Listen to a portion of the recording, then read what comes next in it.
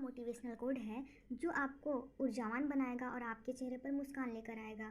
सुनिए दोस्तों, अपने मिशन में कामयाब होने के लिए आपको अपने लक्ष्य के प्रति एक चित्त निष्ठावान होना चाहिए। हेलो दोस्तों, डिस्कवर विथ रंजना सिंह पर आपका स्वागत है।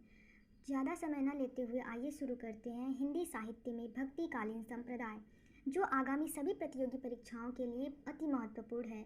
जो स्टूडेंट इस वीडियो को पहली बार देख रहे होंगे, यदि ये वीडियो आपको अच्छा लगे तो लाइक, सब्सक्राइब और शेयर करना ना भूलिएगा, ताकि जब हम अपना अगला वीडियो अपलोड करें तो आपके मोबाइल पर नोटिफिकेशन पहुंच जाए। चलिए शुरू करते हैं। भक्तिकालीन संप्रदाय। सर्वप्रथम आ जाता है स्मार्त संप्रदाय, जिसके प्रवर्तक शंकराचार्य हैं। इन्होंने अपना सिद्धांत दिया था अद्वैतवाद। अद्वैतवाद को हम तोड़े तो अद्वैत का हो जाएगा अ प्लस द्वय, अर्थात अ का अर्थ होगा नहीं, द्वय का अर्थ होगा दो, अर्थात आत्मा परमात्मा दो नहीं बल्कि एक है। शंकराचार्य ने इस बात की 8वीं शताब्दी में शुरुआत की। सबसे प्राचीन संप्रदाय स्मार्त संप्रदाय है, जो 8वीं ईस्वी में प्रारंभ होती है। दूसरे स्थान पर रामानुजाचार्य आ जाएंगे।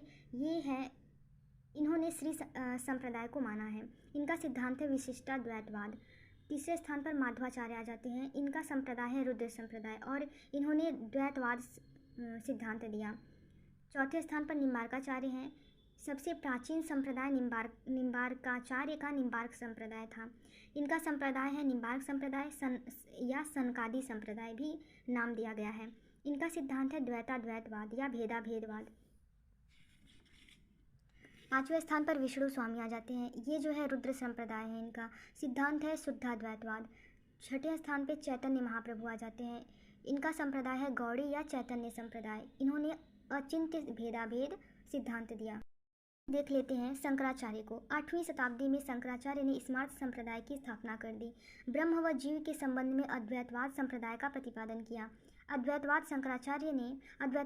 क्या होता है? शंकराचार्य ने निराकार ब्रह्म की उपासना करते हुए समाज में व्याप्त बाह्य आडंबरों पर कुठाराघात करते हुए साथ ही इन्होंने यह बतलाया कि आत्मा अजर और अमर है, जिसे किसी भी प्रकार से कोई हानि या लाभ नहीं पहुंचाया जा सकता है।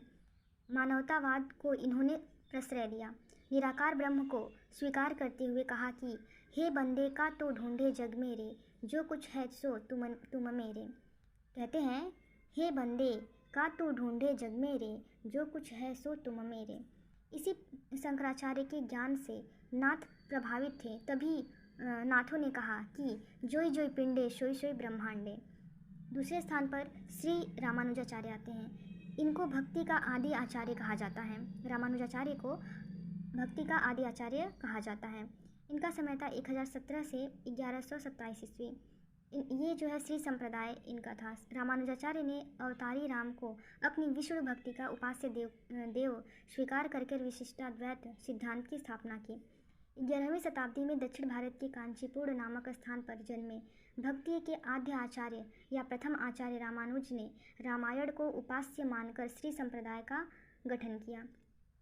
इनके शिष्य राघवानंद को श्री संप्रदाय का सबसे बड़ा प्रचारक माना जाता है, जिन्होंने सिद्धांत पंचमात्रा नामक ग्रंथ को लिखा। सिद्धांत था इनका विशिष्टाद्वैतवाद। रामानुजाचार्य ने आत्मा एवं परमात्मा का संबंध शेष व शेषी को स्वीकारा है, जहाँ शेष का अर्थ होता है दास से और शेषी का अर्थ होता है स्वामी से, अर्थात भगवान की शरण में समर्पण भाव से प्रस्तुत होकर ही जीवात्मा अपना कल्याण कर सकती है।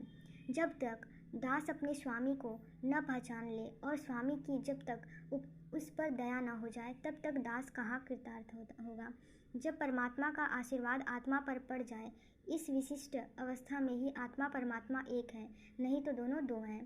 तीसरे स्थान पर श्री माधवाचार्य आ जाते हैं। इनका समय काल जो है 1199 ईस्वी बताया गया है। ये इनका संप्रदाय है रुद्र संप्रदाय।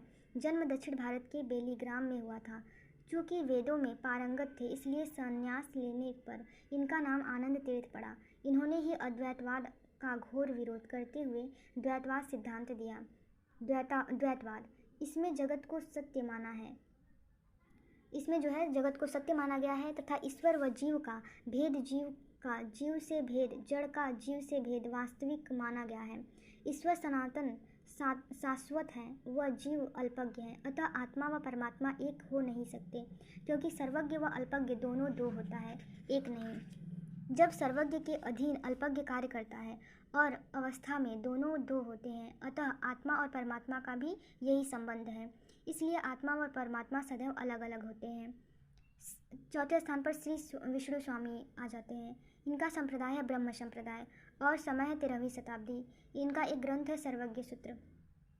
विशिष्ट शिष्य वल्लभाचार्य थे। वल्लभ संप्रदाय जिनका था। वल्लभाचार्य की जो साधना पद्धति थी उसे पुष्टि मार्ग कहा जाता है। इसी पुष्टि मार्ग में 8 लोग हुए, जिसे अष्टछाप भी कहा गया। अष्टछाप का जहाज सूरदास को कहा जाता है। सिद्धांत था इनका शुद्धाद्वैतवाद। आत्मा और परमात्मा को अलग अलग मानते हैं, पर ईश्वर का अनुग्रह प्राप्त कर लेने पर दोनों का एकाकार हो जाता है। जब जीव ज्ञान को प्राप्त कर ईश्वर के सातत्व रूप को पहचानने लगता है तथा ईश्वर के प्रभाव से आत्मा पूरी तरह से परिशुद्ध हो जाती है। जब आत्मा अज्ञान से मोह माया से परे होकर परिशुद्ध हो जाती है, उस शुद्ध आत्मा व परमात्मा में भेद नहीं रह जाता। 5वें स्थान पर आ जाते हैं निम्बार्काचार्य। इनका संप्रदाय है निम्बार्क संप्रदाय। इन्होंने भेदाभेदवाद या द्वैताद्वैतवाद सिद्धांत दिया था। निम्बार्क संप्रदाय के लोगों ने यह कहा है कि निम्बार्क संप्रदाय सबसे पुराना व सबसे प्राचीन है, इसके पहले कोई संप्रदाय नहीं था। लेकिन कुछ विद्वान कहते हैं कि निम्बार्क संप्रदाय 11वीं शताब्दी में आया, तो कुछ विद्वान कहते हैं 13वीं शताब्दी में आया। अगले वीडियो में हम भक्तिकालीन का वर्गीकरण देखेंगे। Thank you.